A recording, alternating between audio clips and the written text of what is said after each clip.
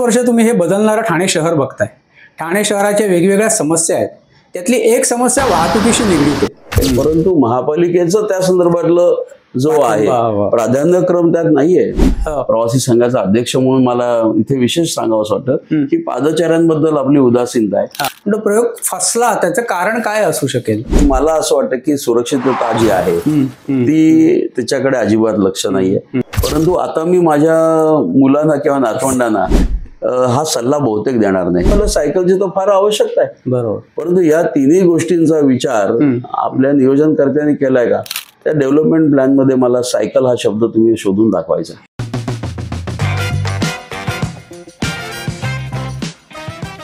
आम्ही सायकल प्रेमी।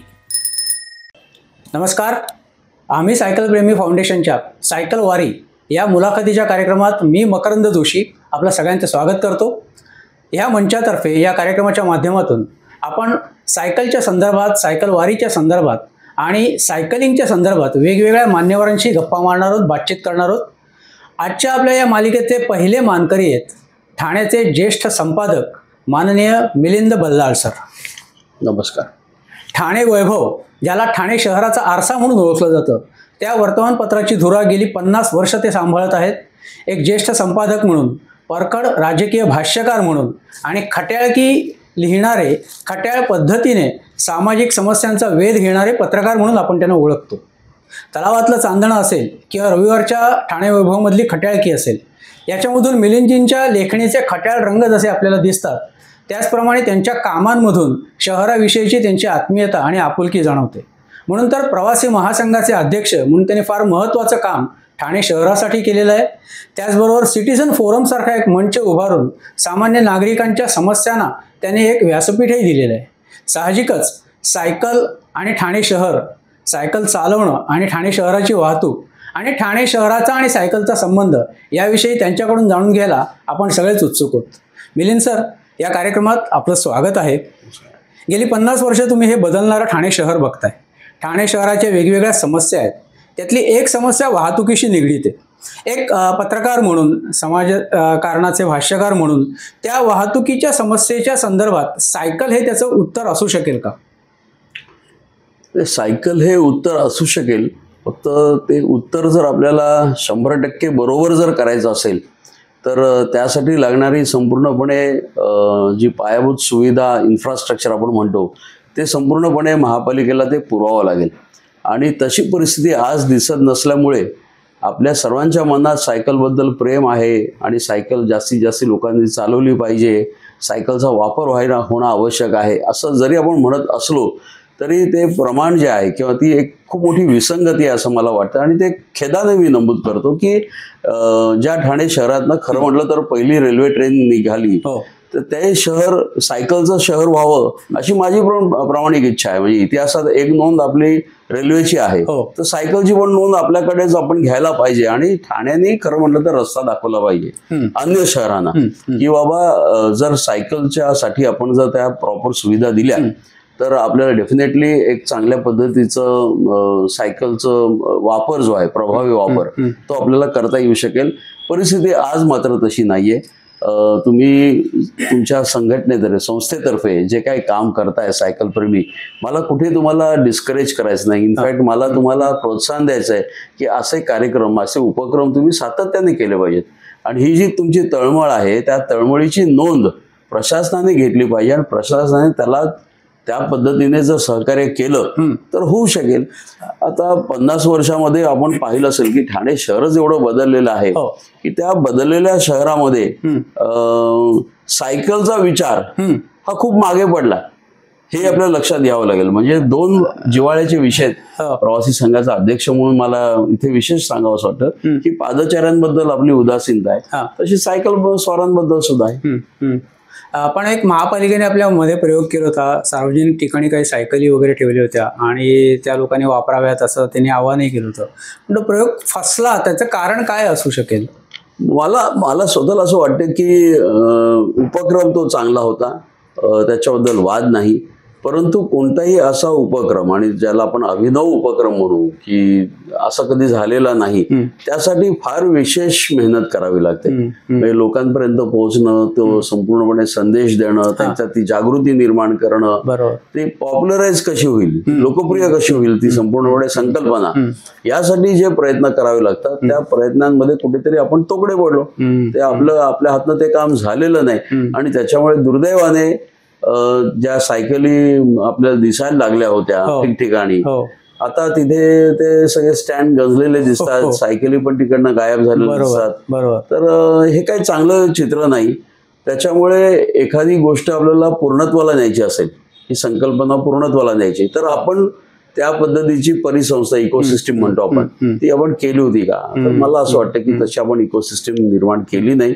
ती इकोसिस्टीम निर्माण करण्याची अत्यंत आवश्यक आहे. त्यासाठी प्रसंगी मला असं वाटतं की ठाणे महापालिकेने जसं त्यांचं सार्वजनिक बांधकाम खातं आहे, तसं सायकलच्या संदर्भातलं एक खातं पाहिजे. ते फक्त सायकलच्या समस्या, सायकलला पूरक गोष्टी आपल्याला कशा निर्माण करता येतील या पद्धतीचा विचार, मग तिथे त्यांचे आर्किटेक्ट असतील, इंजिनियर असतील, आणि संपूर्णपणे जी सिस्टीम ती लागते, तर ते खातं निर्माण केलं तर मला असं वाटतं लोक पण गंभीरपणे त्याकडे बघतील आणि त्यांचा विश्वास बसेल प्रशासनावर. आपण आजही बघतो की प्रामुख्याने ठाण्यासारख्या शहरामध्ये महाविद्यालयीन विद्यार्थी असतील किंवा तरुण मुलं असतील किंवा शाळेची मुलं असतील, ती जास्ती करून सायकल चालवताना दिसतात. तुम्हाला स्वतःला थोडं भूतकाळाकडे न्यावं असं वाटतं की तुमच्या कॉलेजच्या दिवसात सायकलींचा वापर किती प्रमाणात होता ठाणे शहरात? बऱ्यापैकी होता. म्हणजे मी सुद्धा सायकलने गेलेलो आहे शाळेमध्ये. परंतु आता मी माझ्या मुलांना किंवा नातवंडांना हा सल्ला बहुतेक देणार नाही. म्हणजे हे मला अतिशय प्रांजळपणे कबूल करू दे की मला असं वाटतं की सुरक्षितता जी आहे ती त्याच्याकडे अजिबात लक्ष नाहीये. आणि सुरक्षितता नाहीये कारण की डेडिकेटेड लाईन्स सायकलसाठी पाहिजे. त्यावेळेला आम्ही जेव्हा सायकल चाललो तेव्हा डेडिकेटेड लाईन नव्हत्या, परंतु वाहनांची संख्या सुद्धा कमी होती, मर्यादित. आता तुम्ही ठाणे शहरात, आपण जर ठाण्यात बोलतोय तर ठाणे शहरामध्ये सकाळी 6 वाजल्यापासून ते रात्री 12 वाजल्यापर्यंत प्रत्येक रस्त्यावर अगदी टांग्यांपासून ते मोठ्या बसेस पर्यंत सर्व प्रकारची वाहनं, त्यात पुन्हा महापालिकेची वाहनं, अशा पद्धतीची मला असं वाटतं वाहनं फिरत असताना त्याच सायकलवाल्यांनी किंवा सायकल पटू जो असेल, सायकल स्वारी करणार जो आहे, तो किती स्वतःला सुरक्षित असेल तो, हा एक मोठा प्रश्न आहे. आणि त्याच्यामुळे सायकल बद्दल पर्यावरणाच्या दृष्टिकोनातून मान्यता जरी मिळाली असली तरी सुरक्षितेच्या संदर्भात ती मान्यता मिळत नाही. बरोबर. आता तुमच्या वर्तमानपत्राच्या माध्यमातून ठाणे विभागाच्या किंवा तुमचं जे इंग्रजी भावंड आहे नो युअर टाउन, त्या माध्यमातून तुम्ही काही असे समाजोपयोगी उपक्रम केलेले होते. 1 मिनिट फॉर युअर टाउन सारखे काही ऍक्टिव्हिटीज घेतलेले होतात. तर अशा पद्धतीने सायकलच्या संदर्भात काही ऍक्टिव्हिटी करण्याचा किंवा या पद्धतीचा छंद लोकांनी जोपासावा म्हणून त्यांना काही प्रोत्साहन देण्याचा विचार आहे का तुमचा? कसं आहे माहिती आहे का, सायकलचे उपक्रम आपल्याला डेफिनेटली खूप करता येतील, परंतु त्या उपक्रमांचं रूपांतर नंतर सवयीत होणं आवश्यक आहे. आपल्याला सायकलच्या संदर्भात किंवा सायकल प्रेमी ज्या हेतूने तुम्ही हा सगळा कार्यक्रम करताय, तर तुम्हाला कुठे ते कॉस्मेटिक लेवलला ते न्यायचं नाहीये. तुम्हाला ऍक्च्युअली त्या सायकली वापरल्या जाणं, लोकांनी त्याचा वापर करणं, घराघरात सायकलनी लोक जात आहेत वगैरे, जे एकेकाळी पुण्याचं चित्र होतं, तर तसं आपलं जर आणायचं असेल, आणि खास करून ह्या दिवसांमध्ये एकीकडे आपण प्रदूषणाबद्दल पण बोलतोय, वाहतूक कोंडीबद्दल पण बोलतोय, आणि सुरक्षिततेबद्दल बोलतोय, अशा वेळेला सायकलची तर फार आवश्यकता आहे. बरोबर. परंतु या तिन्ही गोष्टींचा विचार आपल्या नियोजनकर्त्यांनी केलाय का? म्हणजे मी सहज एकदा थोडीशी तुम्हाला ह्याकडे तुमचं लक्ष वेधू इच्छितो की शहर विकास योजना जी असते, डेव्हलपमेंट प्लॅन असतो, त्या डेव्हलपमेंट प्लॅन मध्ये मला सायकल हा शब्द तुम्ही शोधून दाखवायचा. त्यांनी विचारच केलेला नाहीये. म्हणजे एकीकडे तुमच्यासारखी संस्था आहे की ती काही करू इच्छिते, परंतु महापालिकेचं त्या संदर्भातलं जो आहे प्राधान्यक्रम त्यात नाहीये. सायकल हा प्राधान्यक्रमात बसतच नाही अजून तरी. म्हणजे शासकीय अनास्था आपण जी म्हणतो ती मोठ्या प्रमाणात दिसते की ज्याच्यामुळे सायकल सारखा जो आजच्या काळाला उपयोगी असलेलं वाहन आहे किंवा आरोग्याच्या दृष्टीने उपयोगी असलेलं आहे शहराच्या आणि व्यक्तीच्याही, ते पुढे होऊ शकत नाही किंवा प्रमोट होत नाही असं म्हणता येईल आपल्याला. नाही, काही प्रमोट करायला पाहिजे त्याच्याबद्दल वाद नाही, परंतु प्रमोट करताना आपल्या संपूर्ण रस्त्यांवर येणारा ताण जो आहे, आपण अगदी तांत्रिक दृष्ट्या जर बोललो तर सरासरी आपले जर रस्ते सगळे 60 फुटांचे आपण पकडले रुंद, परंतु तुम्ही जर बघत असाल तर आपले हे सगळे प्रश्न खरं गुंतागुंतीचे आहेत. म्हणजे हे दुष्टचक्र आहे. ते 60 फुटी रस्त्यांवर दोन्ही बाजूला जर 5-5 फूट रस्ते अनधिकृत पार्किंग झालेलं असेल तर तो रस्ता ऑटोमॅटिकली 50 फूट झाला. मग त्यात पुन्हा अतिक्रमण आली. म्हणजे इफेक्टिव्हली तुम्हाला 30 ते 40 फूट रस्ता मिळतो. त्या 30 ते 40 फुटांमध्ये तुम्ही एक 4 फूट रस्ता जर डेडिकेटेड सायकलसाठी दिला तर त्या 36 फुटांच्या रस्त्यावर किती वाहतूक कोंडील जी आता 60 फुटांवर एवढी आहे. तर हा विचार जो आहे हा विचार आपण कधी केलाय का? बरोबर. सायकल प्रेमी संस्था असतील, इंजिनियर्स असतील, टाउन प्लॅनर्स असतील. कारण आम्ही फक्त गुगलवर जाऊन फक्त बघतो अमुक अमुक शहरामध्ये, पण ती तुलना होऊ शकत नाही. म्हणजे प्रत्येक शहराचं ढाचा वेगळा आहे, लोकसंख्येचा एक आपल्यावर प्रचंड मोठा दबाव आहे, वाहतुकीचं शिस्त आहे. एक फार सुंदर शब्द आहे ट्रॅफिक कल्चर म्हणून एक शब्द असतो. ट्रॅफिक कल्चर कुठे आपल्याकडे नाहीये आणि आपल्याकडे ते शिकवलंही जात नाही. बरोबर. म्हणजे आपल्याकडे ते शिकवलंही जात नाही. आपण डावीकडनं ओव्हरटेक करतो, आपण फुटपाथ वरनं पण वाहनं हाकतो, आपण स्पीड पण काही पाळत नाही. हॉस्पिटल जेव्हा आपण जोरात हॉर्न वाजवतो, आपल्याकडे कुठे काय. बरोबर. आणि त्याच्यामुळे काय झालंय की वाहतूक पोलिसांवर एकटा दोष आपण जर द्यायला गेलो तर ते तर नेहमी म्हणतात की आमचं मनुष्यबळ कमी आहे. त्याच्यामुळे प्रत्येकाकडे ना काहीतरी सबब आहे. महापालिकेकडे प्राधान्यक्रम नाही, इतर एजन्सीजकडे सबबी आहेत.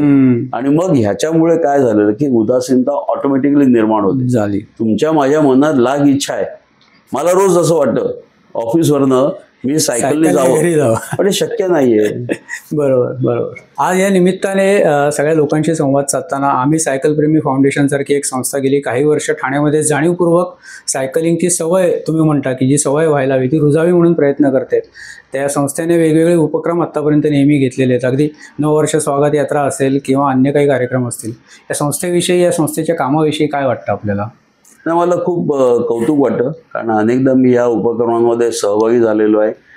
मला त्यांनी पाहुणा म्हणून पण सुद्धा बोलवलेलं आहे यापूर्वी. मला कौतुक वाटतं आणि अशी संस्था असणं आवश्यक आहे.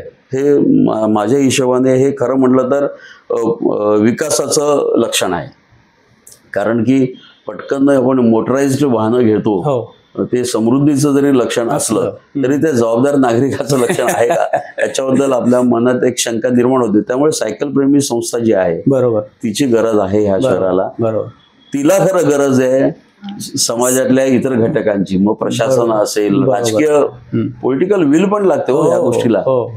पॉलिटिकल विल लागते. ती पॉलिटिकल विल आपल्याला निर्माण करावी लागेल. जो रेटा असतो सर्वसामान्य लोकांचा, आणि लोकांनी सुद्धा आग्रह धरला पाहिजे.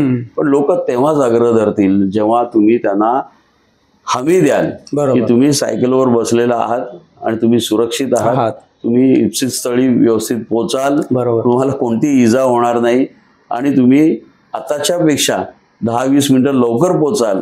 हे इफेक्टिव्हली जेव्हा दिसायला लागेल ना त्या दिवशी सायकल्स जास्ती तुम्हाला दिसायला लागतील. बरोबर.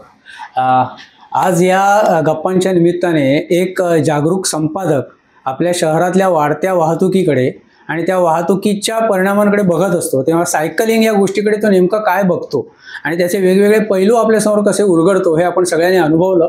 सायकलिंग हा छंद आहे, सायकलिंग ही सवय आहे, सायकलिंग ही शहराची गरज आहे. ह्या तिन्ही गोष्टी बल्लाळ सरांनी त्यांच्या बोलण्यातून आपल्याला अधोरेखित करून दिल्या. आणि सायकलिंग करणं ही नागरिकांची जशी जबाबदारी आहे त्याचप्रमाणे नागरिकांना सायकल चालवता यावी अशी व्यवस्था निर्माण करणं ही प्रशासनाची, ही महानगरपालिकेची जबाबदारी आहे. याच्याकडेही त्यांनी लक्ष वेधलं. मला वाटतं खरा पत्रकार ह्याच पद्धतीने काम करत असतो, ज्याला समाजाच्या दुखण्यांची नस कळलेली असते. त्यामुळेच मिलिंद बल्लाळ सर, आपले मनापासून आभार. आज आमच्या या सायकलवारीच्या गप्पांमध्ये आपण सहभागी झालात आणि आम्ही सायकल प्रेमी फाउंडेशनतर्फे अशाच मान्यवरांशी आपण वेगवेगळ्या गप्पा मारणार आहोत या चॅनलच्या माध्यमातून. त्यामुळे फिट रहा, हिट रहा, सायकल चालवत रहा आणि आमचा हा चॅनल नक्की सबस्क्राईब करा, लाईक करा आणि तुमच्यासारख्या अनेकांबरोबर शेअरसुद्धा करा. कारण हा चॅनल पाहणं ही एक चांगली आरोग्यदायी सवय आहे. धन्यवाद.